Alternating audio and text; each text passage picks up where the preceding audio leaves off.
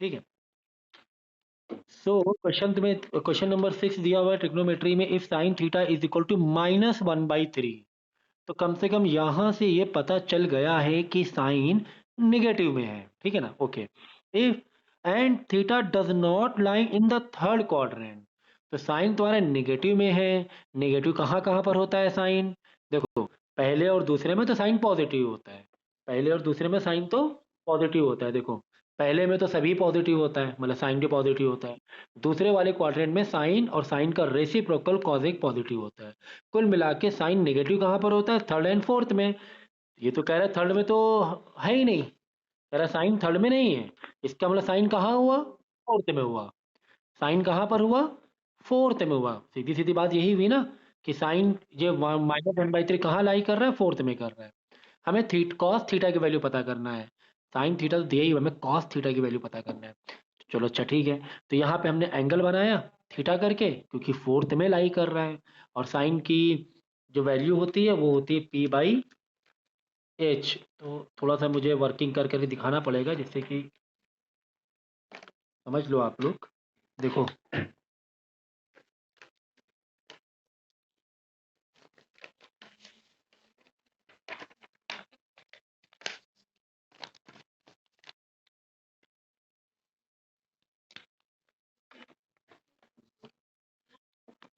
देखो ये हमारा ग्राफ है और साइन लाई कर रहा है थर्ड क्वाड्रेंट में,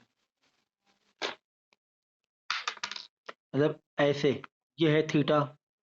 ओके, तो मैंने यहाँ से एक परपेंडिकुलर बना दिया, ट्रायंगल बन गया हमारा, ठीक है ना। तो अब साइन थीटा, थीटा का फॉर्मूला क्या होता है? P/H। तो sine theta is equal to minus का 1/3 दिया हुआ है, मतलब P, ये तो माइनस तो sine because of four quadrant minus उसमें हो गया, तो 1/3 है। तो P/H यानी P है 1, परपेंडिकुलर के आगे P, ये हो गया 1, तो माइनस का 1 हो गया, क्योंकि डाउनवर्ड में ना इसलिए माइनस का 1 आ गया। और हाइपोटेन्यूज P/H है ना, हाइपोटेन्यूज 3 है, तो ये हो गया 3, ठीक है ना। ये दो दे दिए गए, हमें पूछा क्या गया है? हमें cos थीटा पूछा गया है। cos थीटा का फॉर्मूला क्या होता है? B/H होता है। यानी कुल मिला के हमारे पास P तो है, हमारे पास P तो है, दिस इज P, हमारे पास H तो है, और हमारे पास B नहीं है, बेस नहीं है। Got it? cos theta, no cos theta, you will apply ratio of cos theta, that is B/H, base by hypotenuse। Okay, तो बेस यानी एडजेसेंट, ये सब चीजें आप थोड़ा सा समझ लेना। B/H, base by H. सो हाँ, तो P/H परपेंडिकुलर और हाइपोटेन्यूज की वैल्यू दी गई है, because sine theta is equal to P/H, P is your -1, H is your 3, and base आपको नहीं मालूम है क्योंकि cos थीटा बेस मांग रहा है। तो H तो तुम्हें मालूम ही है कि 3 है, H तो 3 है। तो बेस के लिए तुम क्या कर लोगे? बेस के लिए आप पाइथागोरस लगा के फटाफट बेस निकाल लोगे। तो पाइथागोरस का formula h² is equal to p² plus b², h² plus 3 का स्क्वायर 9, पी का स्क्वायर -1 का स्क्वायर 1 ही हो जाएगा, प्लस बी का स्क्वायर हमें नहीं पता, इधर भेज दिया। रूट में आंसर आ रहा है, हाँ रूट में आ रहा है। तो यहाँ आ जाएगा 8, 1 इधर आके माइनस हो जाएगा, 8 आ जाएगा। बी का स्क्वायर, यहाँ से क्या करेंगे? रूट स्क्वायर हटाएंगे तो ये अंडर रूट चला जाएगा, b/√8। अंडर रूट 8 को क्या कुछ तोड़ सकते हैं हम लोग? हाँ, 4 × 2 में स्प्लिट कर सकते हैं। क्यों? क्योंकि 4 2 बाहर आ जाएगा और एक 2 अंदर ही रह जाएगा, 4 का 2 बाहर आ जाएगा, एक 2 अंदर ही रह जाएगा, 2√2 बचेगा। ठीक है, समझ में आया? तो बेस आ गया 2√2, तो तुम्हें बेस अपॉन हाइपोटेन्यूज चाहिए था, तो 2√2 आ गया, तो 2√2/3 आ गया। Is it clear? समझ गया ना? तो मत हाँ, जैसे कि मैंने शुरुआत में भी ट्रिग्नोमेट्री रेशियोज का जो बताया था जो शायद मैंने पहले कभी कुछ दिया था क्लास 10th का, उसमें यही है कि अगर आपको दो साइड, हाँ, जब टू साइड दी है, अदर रेशियो पूछा है, तो पाइथागोरस से तीसरी साइड हम लोग निकाल लेते हैं। पाइथागोरस से तीसरी साइड निकाल लेते हैं, बाद में जो भी रेशियो पूछा हो, चाहे वो कॉस हो, चाहे वो tan हो, कुछ भी हो, easily you can find. Next question number 8 is if sin theta is equal to 4/5 and theta does not in first quadrant, पहले क्वाड्रेंट में नहीं है, तो ये बोलने का मतलब क्या है बार बार कि पहले क्वाड्रेंट में नहीं है, दूसरे में नहीं है। बोलने का मतलब ये है कि साइन जो तुम्हें दिया हुआ है वो पॉजिटिव में दिया हुआ है। साइन पॉजिटिव में दिया, पॉजिटिव साइन दो में होता है, एक पहले में होता है, एक दूसरे में होता है, तीसरे चौथे में नेगेटिव होता है। ये सब आपको मालूम होना चाहिए। तो यानी पहले में तो कह रहा है, खुद ही कह रहा है क्वेश्चन, भाई पहले में नहीं है, मतलब दूसरे में है। तो दूसरे में एंगल ये हमारा लाइन, हमेशा जो थीटा होता है ना, ये भी ध्यान दो, थीटा है ना हमेशा एक्स एक्सिस के साथ में लिया जाता है। अब आप बोलो तो थीटा यहाँ लिया, यहाँ क्यों नहीं लिया? अगर हमने करके लाइन बना दी, थीटा यहाँ लिया, यहाँ क्यों नहीं लिया? तो थीटा जो होता है हमेशा एक्स एक्सिस को इन्वॉल्व रखा ही जाता है। तो ये जो लाइन हमने जो लाइन बनाई है वो एक एक्स एक्सिस के साथ में एक लाइन थीटा की बना दी, ठीक है ना? ये लाइन क्योंकि तुम्हारा साइन सेकंड क्वाड्रेंट में है, तो लाइन ऐसे खींच दी, यहाँ पे लिख दिया थीटा। तो थीटा के अपोजिट परपेंडिकुलर ये हाइपोटेन्यूज हो गया, 90 का अपोजिट हाइपोटेन्यूज होता है, थीटा के परपेंडिकुलर। तो पी बाई एच 4/6 5 दिया, पी बाई एच दिया 4 और 5 यहाँ लिख दिया, पी में लिख दिया 4, एच में बना दिया 5 लिख दिया। ओके नाउ, और तुम्हें कॉस थीटा पूछा है, कॉस थीटा के लिए तो भाई फॉर्मूला होता है बेस अपॉन हाइपोटेन्यूज। बेस मतलब ये, ओके, बेस ये हो गया, हाइपोटेन्यूज ये हो गया। तो तुम्हें हाइपोटेन्यूज एंड परपेंडिकुलर तो पता था, तुम्हें बेस नहीं मालूम था। पाइथागोरस लगा के बेस निकाल लेना, जैसे मैंने अभी निकाला है बेस, तो पाइथागोरस लगा के बेस निकाल लेना। बेस जो भी आ जाएगा तो उसको यहाँ पे लिख देना, फिर कॉस थीटा चाहिए तो बेस अपॉन हाइपोटेन्यूज चाहिए, तो -3 आ गया है, -3 आ गया है, -3। हाँ ठीक है, -3 आएगा। ठीक है, पाइथागोरस मारोगे, देखो 5 का स्क्वायर -3 कैसे आ रहा है देख ले रहे हैं। हाँ एक्चुअली -3 नहीं आएगा, आएगा 3, because it is in second quadrant. तो सेकेंड क्वाड्रेंट में ये जो लेंथ हो जाएगी वो माइनस में हो जाएगी, क्योंकि एक्स क्या होता है, माइनस में होता है। देखो हाइपोटेन्यूज का square is equal to base का स्क्वायर प्लस परपेंडिकुलर का स्क्वायर, 4 का स्क्वायर 9 हो जाएगा, 25 -9, 4 का स्क्वायर 16 सॉरी, तो 25 -16 हो जाएगा, 9 इज इक्वल टू बी का स्क्वायर। अब इसको अंडर रूट डालोगे 3 बन के बाहर आ जाएगा।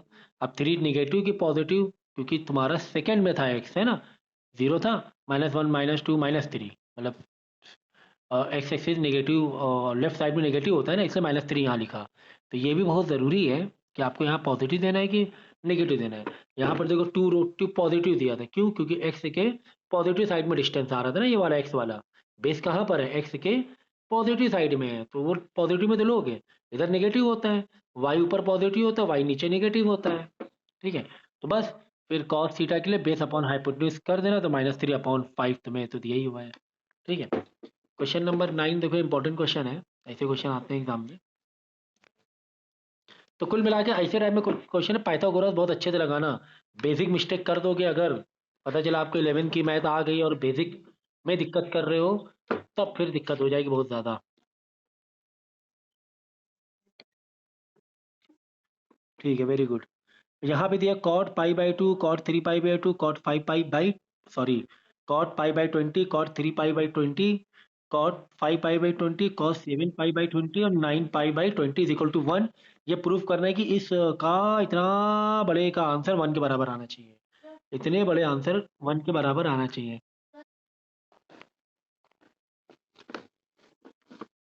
ठीक है, अब ये देखो, सो π/20 को तुम्हें क्या करना है, सिंप्लीफाई करते हुए चलना है। पाई का मतलब होता है 180, तो 180/20 9 हो जाएगा, ठीक है, 00290। तो कॉट π/2 का मतलब ही कॉट 9 हो गया यहाँ पर। इसी तरह कॉट 3π/20, मतलब 3 इंटू 180/20, तो 3 इंटू 180/20 सिंप्लीफाई करोगे तो कॉट 27 डिग्री, मतलब 27 डिग्री आ जाएगा।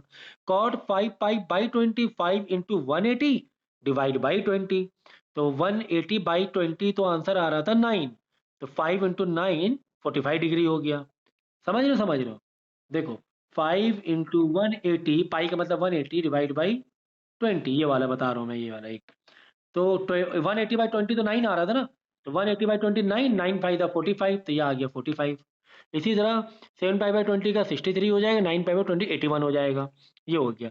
अब तुम्हें यहाँ पर बहुत ध्यान से देखना है कि cot 45 की वैल्यू तो हमें पता रही थी ना टेबल से, जो हमारी बेसिक टेबल है रेशियो की, ट्रिग्नोमेट्री की, cot 45 वैल्यू 1 होती है। चलो अच्छा ठीक है, 1 होती है। अच्छा मेरे पास एक और दिमाग है, एक और दिमाग क्या है मालूम है? एक हमारे पास ये दिमाग है कि tan इंटू कॉट है ना, ये हम लोग 1 कर सकते हैं।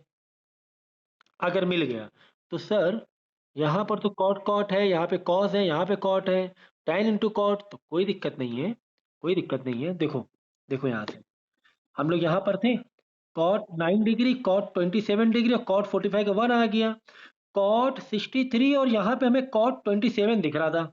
क्या 63 और 27 में कोई रिलेशन है क्या? ये देखो 63 और 27 कोई पर्टिकुलर रिलेशन है क्या? ठीक इसी तरह यहाँ पे कॉट 9 दिख रहा था, कॉट 9 दिख रहा था, यहाँ पे कॉट 81 दिख रहा था। मैंने कलर से देखो बराबर बता रहा हूँ, यहाँ पे कॉट 9, यहाँ कॉट 81। क्या कुछ रिलेशन जैसा दिख रहा है क्या?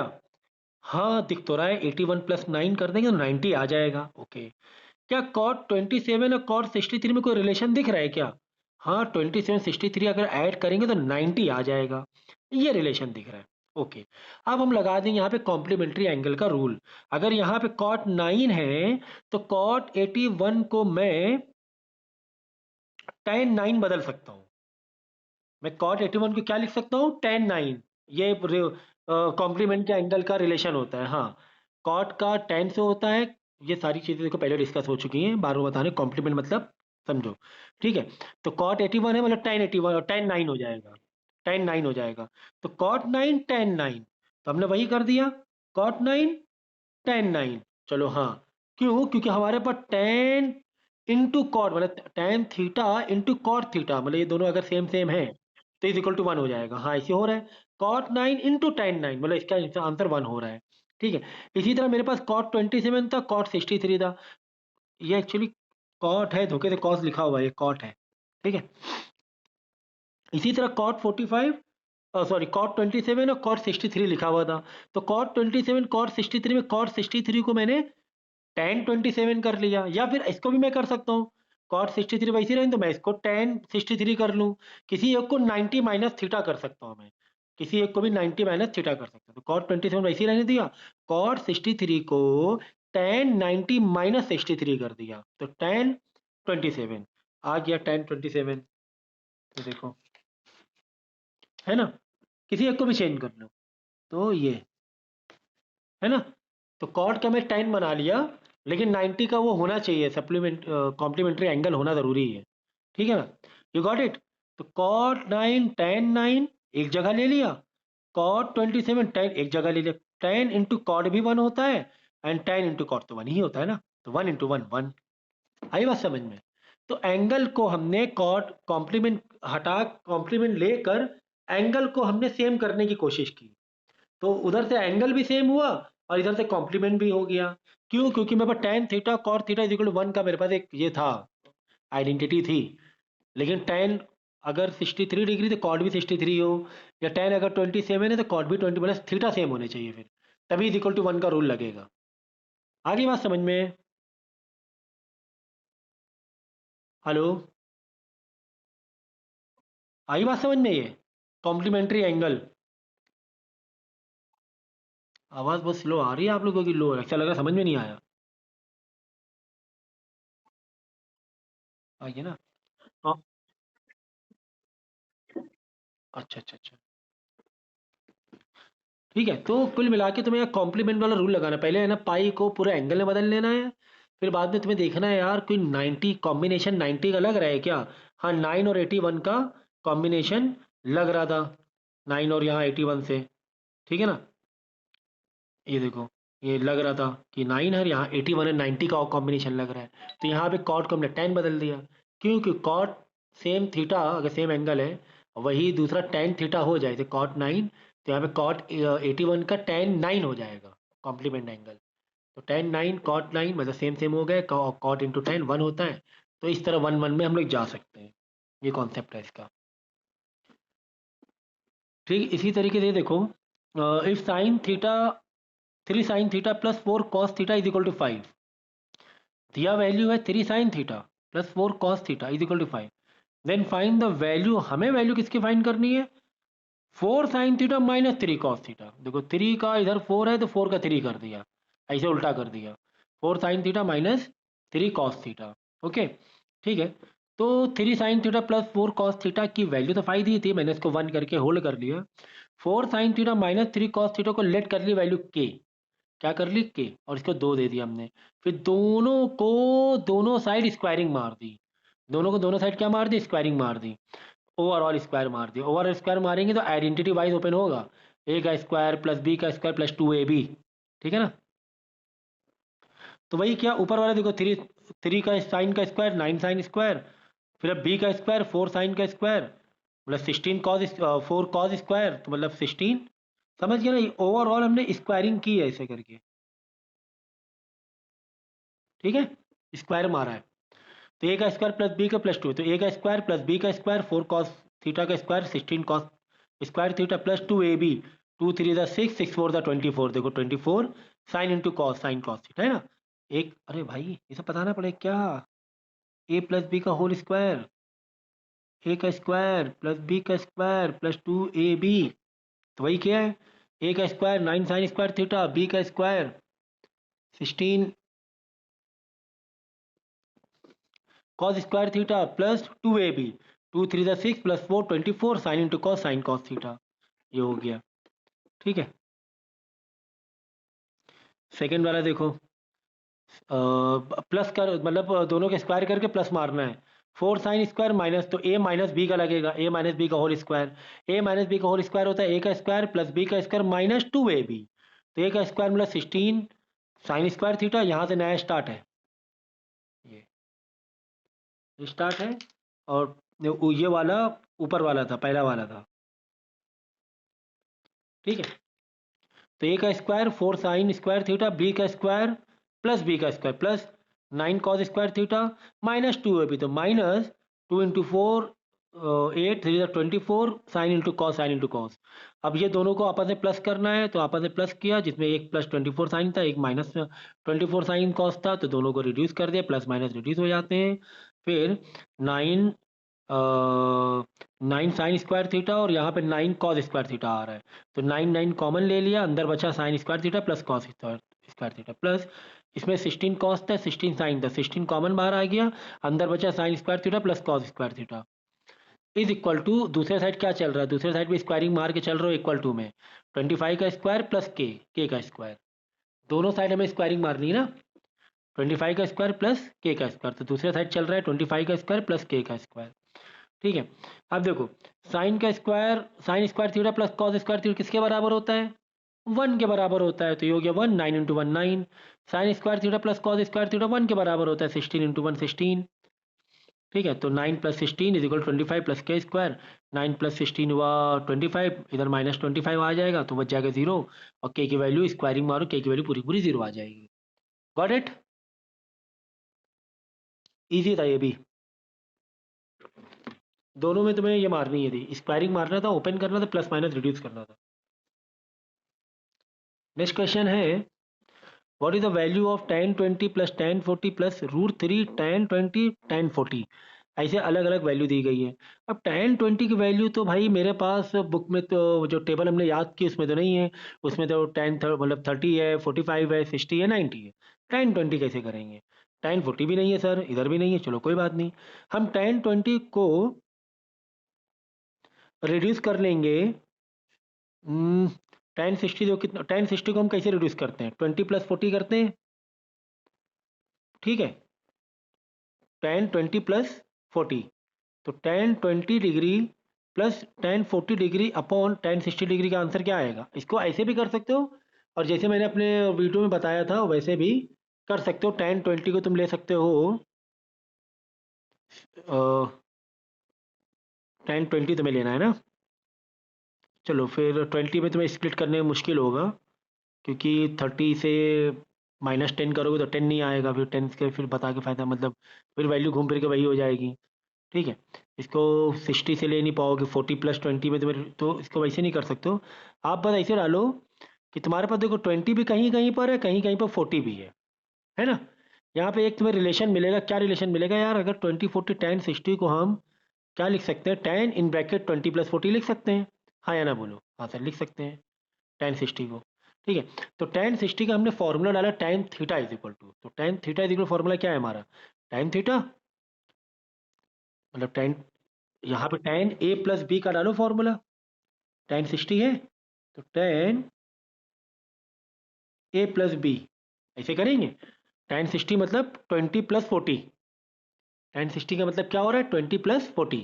तो tan a प्लस बी का फॉर्मूला क्या है, tan a plus tan b upon 1 minus tan a into tan b, यही तो फॉर्मूला है हमारे ट्रिग्नोमेट्री का। तो tan 60 को हमने ऐसे स्प्लिट किया, tan a प्लस बी मतलब 20 प्लस 40, 60 हो जाएगा, ठीक है ना। 20 प्लस ये 60 अपनी मर्जी से हमने लिया कि यार 20 40 का कहीं ना कहीं 60 से रिलेशन हो रहा है, तो बस tan 20 plus tan 40 tan a plus tan b upon 1 minus tan a into tan b। अब tan 60 की वैल्यू हमें पता थी, √3 होती है। tan 60 की वैल्यू हमें मालूम थी, √3 होती है, ठीक है। यहाँ बच रहा tan 20 प्लस tan 40 इन upon 1 minus tan 20 tan 40, tan 40 यहाँ डिवाइड में इधर आके मल्टीप्लाई हो जाएगा, √3 से मल्टीप्लाई हो जाएगा, ये √3 से मल्टीप्लाई हो जाएगा, is equal to tan 20 plus tan 40 बचेगा, है ना। ये देखो ऐसे, ये वाला इधर मल्टीप्लाई में किया, दोनों से मल्टीप्लाई होगा। अब दोनों से मल्टीप्लाई करा दो √3 को, √3 into one √3 minus √3 into tan 20 tan 40 √3 tan 20 tan 40 is equal to tan 20 tan 40। अब आसानी क्या हो रही है तुम्हारी, क्योंकि तुम्हें देखो वैल्यू इसकी निकालनी थी, ठीक है। देखो √3 तक के किस तरह पहुंच गए हम लोग, आ गए सेम सेम, √3 तक पहुंच गया कि नहीं पहुंच रहे, √3 tan 20 √3 tan 20 आया कि नहीं आया, आ रहा है, ठीक है, इज इक्वल टू tan 20 और tan 40। अब tan 20 tan 40, यहाँ पर देखो tan 20 tan 40 प्लस उस सबको भेज दो उधर ऐसे, तो माइनस √3 का tan 20 का प्लस √3 tan 20 हो जाएगा, ठीक है ना। देखो ये वाले माइनस को इधर भेज दो, ऐसे ले लो ये वाले को, माइनस जाके इधर हो जाएगा प्लस, माइनस √3 tan 20 tan 40 इधर आके प्लस हो जाएगा, तो प्लस हो गया ना। देखो tan 20 plus tan 40 plus plus minus का प्लस हो जाएगा, √3 tan 20 tan 40 is equal to यहाँ बचा √3 इज इक्वल टू √3, आगे वैल्यू √3। अब आई बात समझ में, नहीं समझे। देखो ऐसे, हाँ ऐसे ले लो, देखो √3 तुम्हारा यहाँ पर था equal to tan 20 plus tan 40 था ही था, ये माइनस वाला इधर आके हो जाएगा प्लस, √3 tan 20 इंटू tan 40, है ना। इन पूरे माइनस को इधर भेज दिया, प्लस हो गया। देखो tan 20 tan 40 plus √3 tan 20 tan 40, देखो tan 20 tan 40 plus √3 tan 20 tan 40 is equal to √3, got it.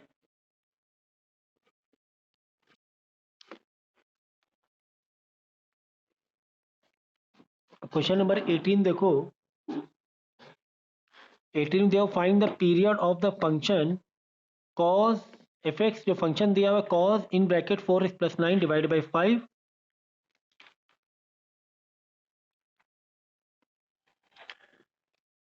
cos 4x plus 9 upon 5 fx cos, हाँ। तो तुम्हें इसका मतलब इसको है ना, तुम्हें पीरियड ऑफ द फंक्शन मतलब वो पाई में कितना घुमा है ये हमें बताना है, कुल मिला के एंगल में थीटा में, है ना, कितने पाई इसने बनाए हैं उसकी, ठीक है। सो 4x प्लस 9 अपॉन 5 है, तो यहाँ 5 ऊपर प्लस है, न्यूमरेटर को क्या करेंगे हम अलग अलग कर लेंगे, 4x अपॉन 5 अलग कर देंगे, प्लस 9 अपॉन 5 अलग कर देंगे, है ना। कॉमन डिनोमिनेटर था तो इसका डिनोमिनेटर अलग, 9 प्लस 9/5 का अलग कर दिया, ठीक है। 4/5x प्लस, तो 4/5x प्लस 9/5 को हमने रेसिप्रोकल करके नीचे भेज दिया 2 पाई अपॉन 4 अपॉन पाई, तो 2 पाई अपॉन 4 अपॉन पाई, यानी 4 अपॉन पाई है, तो 2 1 2 2 to the 4, ये पाई हो जाएगा रिसिप ऊपर चला जाएगा, तो 5 पाई/2 आ जाएगा, वैल्यू क्या आ जाएगी,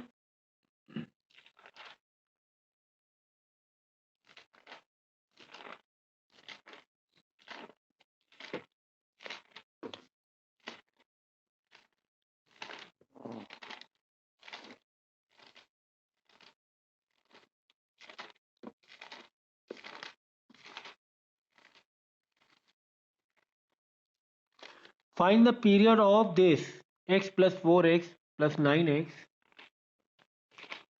dot dot dot n square x, आगे फंक्शन कंटिन्यू है, tan का फंक्शन दिया हुआ है x के टर्म में। तो एक्स स्क्वायर 4 n² x है। हमने क्या किया, इसके कांस्टेंट को स्क्वायरिंग वैल्यू ले ली कि यहाँ 1 का स्क्वायर, ये 2 का स्क्वायर है, 3 का स्क्वायर है ना। यहाँ 1 है, 1 का स्क्वायर 1, यहाँ 4 है, समझो 2 का स्क्वायर हो गया। और इन सब में से x बाहर निकाल लिया, x क्या किया, कॉमन बाहर निकाल लिया। तो इधर बचा 1, इधर बचा 4, इधर 9 बचा था।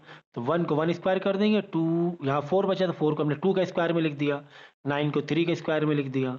ठीक है, क्योंकि x सब में था तो x हमने बाहर निकाल लिया। ठीक है, अब हम लोग क्या करेंगे, इसका फॉर्मूला मारेंगे। क्या आ रहा है, 10, यानी ये जो है ऑड नंबर का स्क्वायरिंग है ना, सॉरी नेचुरल नंबर की स्क्वायरिंग, नेचुरल नंबर की नेचुरल। तो 1 का स्क्वायर प्लस 2 का स्क्वायर प्लस 3, तो नेचुरल नंबर अगर जो कॉन्टिन्यूअस नेचुरल नंबर होते हैं उनके जो स्क्वायरिंग होती है उसका ये फॉर्मूला होता है। क्या फॉर्मूला होता है, N in bracket n plus one in bracket 2n+1 divide by 6।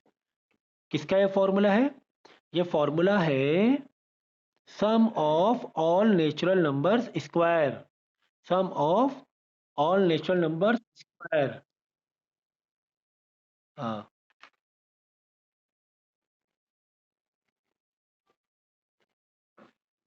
Natural number है ना, 1 2 3 नेचुरल नंबर है।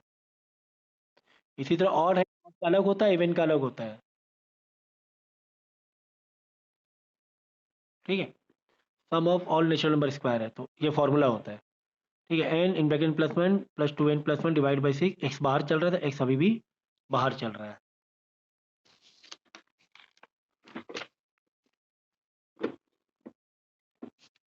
बस अब इसका पीरियड तुम्हें मालूम होने चाहिए भाई, टाइम का पीरियड क्या होता है। टाइम का जो पीरियड होता है 180 बाई अपॉन मॉड में ए होता है, time period of A x. ठीक है ना, हर 180 में उस होता साइकिल होता है, यहाँ पे दिखा था ना ग्राफ में।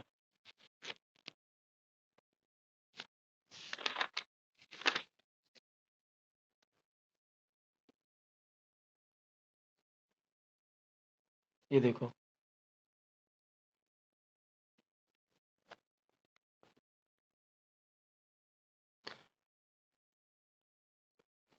देखो ये जो ग्राफ है ना, ये है टाइम का। तो 90 डिग्री में नॉट डिफाइंड, फिर नॉट डिफाइंड, तो यहाँ पे बाकी माइनस में प्लस 9 नॉट डिफाइंड होते हैं, तो ये इसका पीरियड होते हैं। फिर यहाँ से ऐसे आएगा, फिर यहाँ से ऐसे आएगा, जैसे ये है ऐसे, फिर अगली बार इस तरीके से आएगा, फिर अगली बार इस तरीके से आएगा। इस तरह वैल्यू आगे बढ़ती है।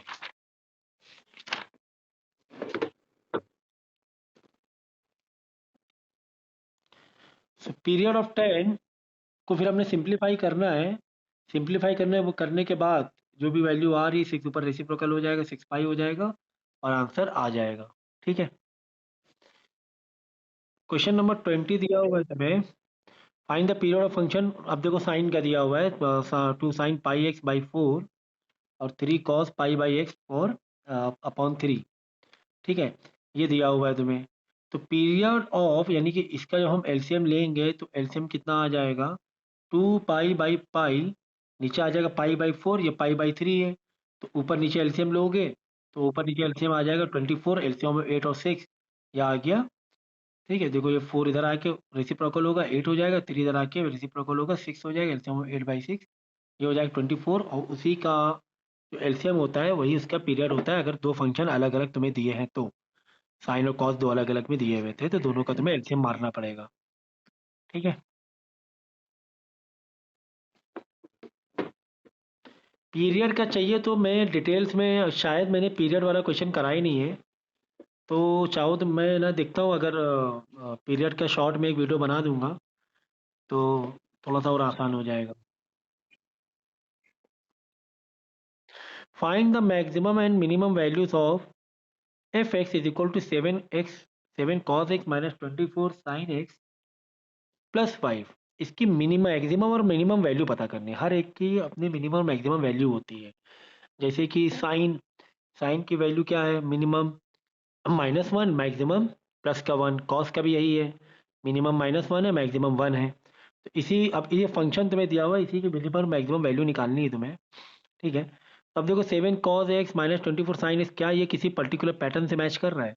हाँ, 7 cos मतलब a cos x minus b sin x plus c, तो a cos x plus B sine एस, बस बी जो प्लस है तो प्लस, माइनस है तो माइनस बी में, प्लस सी, प्लस 5 है तो प्लस सी, माइनस 5 तो माइनस सी समझ लेते हैं।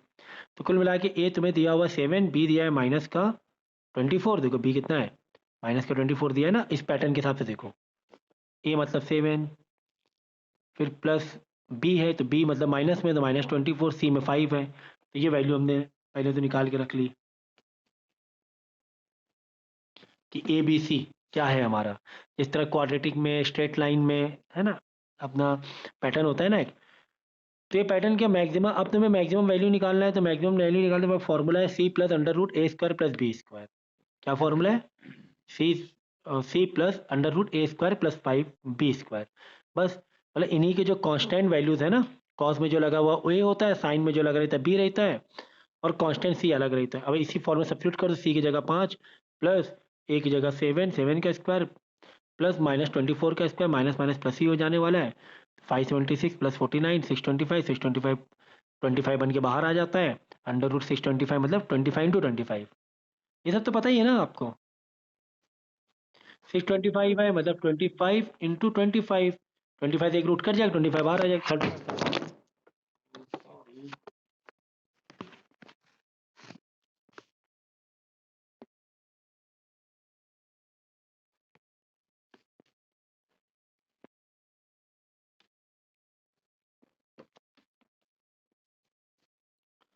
ठीक है, तो ये है मैक्सिमम वैल्यू निकालने का फॉर्मूला। फिर मिनिमम वैल्यू निकालना है, तो मिनिमम वैल्यू ये देखो, ये है मैक्सिमम वैल्यू का फॉर्मूला। फॉर्मूले तुम्हें लिख लेने अलग से, और ये है क्वेश्चन, मतलब फॉर्मूले लिखना और क्वेश्चन नंबर के रेफरेंस दे देना, अपने एक अलग पेज में फॉर्मूले लिखना, क्वेश्चन रेफरेंस दे देना, पेज नंबर 95, क्वेश्चन नंबर 29, ताकि फॉर्मूला याद करो तो उसका रेफरेंस भी ले लो कि वैसे फॉर्मूले कहाँ पर यूज होते हैं, रेफरेंस देना बहुत ज़रूरी है, याद रखना। ये मिनिमम का फॉर्मूला है, सी माइनस, यहाँ सी प्लस है, यहाँ सी माइनस अंडर रूट ए स्क्वायर प्लस बी स्क्वायर, तो मिनस मिनिमम वैल्यू आ जाएगी, इसे सिंप्लीफाई करोगे माइनस का 20 आ जाएगा। Is it clear? ठीक है, ये प्लस, ये मैक्सिमम का फॉर्मूला है, ये मिनिमम का फॉर्मूला है। अगर कोई फंक्शन दिया हुआ है उसका मिनिमम वैल्यू मैक्सिमम वैल्यू निकालना है। ठीक है, तो अब ये पैटर्न याद रखना है कि कॉस के साथ में जो रहता है वो ए होता है, साइन के साथ में होता है बी होता है, जस्ट नंबर होता है सी होता है। अब सेम चीज इसमें भी यही करनी है 30 वाले में, फाइंड द मिनिमम, तो कॉस एक्स, अब देखो यहाँ पे ए कॉस एक्स नहीं है, कॉस के बाद एक्स प्लस पाई/3 है, प्लस 2√2 साइन एक्स प्लस पाई/3 -3 है, ऐसे दिया हुआ है। तो बस अब इसमें मिनिमम वैल्यू मैक्सिमम वैल्यू को सी प्लस अंडर रूट ए स्क्वायर प्लस बी करेंगे। सी तो तुम्हें पता चल रहा है -3 है, साफ साफ क्या पता चल रहा है, -3 है। ए का स्क्वायर यानी कॉस एक्स में जो भी लगा रहता है बचा कुचा सब ए हो जाता है, कॉस एक्स को हटा दोगे तो, ठीक है ना। अब देखो यहाँ पे क्या बनेगा, cos X in bracket X plus पाई/3 है, ठीक है। तो ए की वैल्यू कैसे निकलेगी यहाँ पर, कॉस एक्स प्लस कॉस पाई/3, कॉस एक्स प्लस कॉस पाई/3, कॉस पाई/3 की वैल्यू कितनी हो जाएगी, कॉस 60 हो गया, कॉस 60 की वैल्यू कितनी होगी, अब वैल्यू यहाँ पे तुम्हें निकालना पड़ेगा, यहाँ पे देखो मैक्सिमम वैल्यू निकालनी है,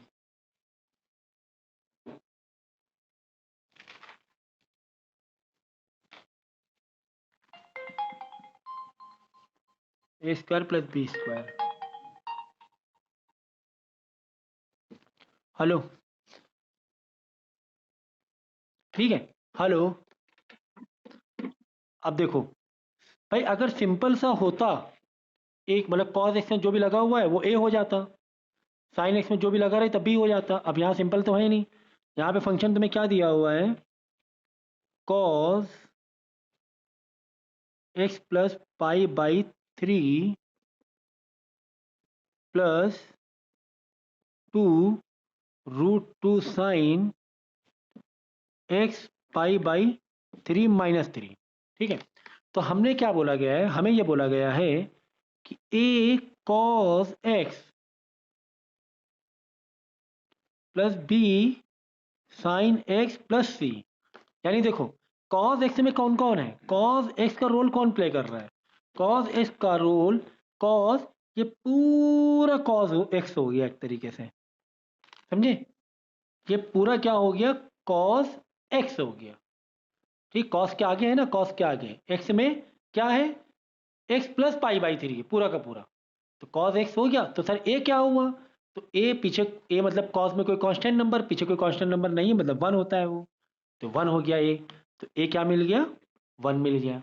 इसी तरह साइन के लिए, साइन एक्स, तो साइन एक्स में कौन रोल प्ले कर रहा है, इतना बड़ा, इतना बड़ा एक्स है, ठीक है ना, साइन एक्स, साइन एक्स।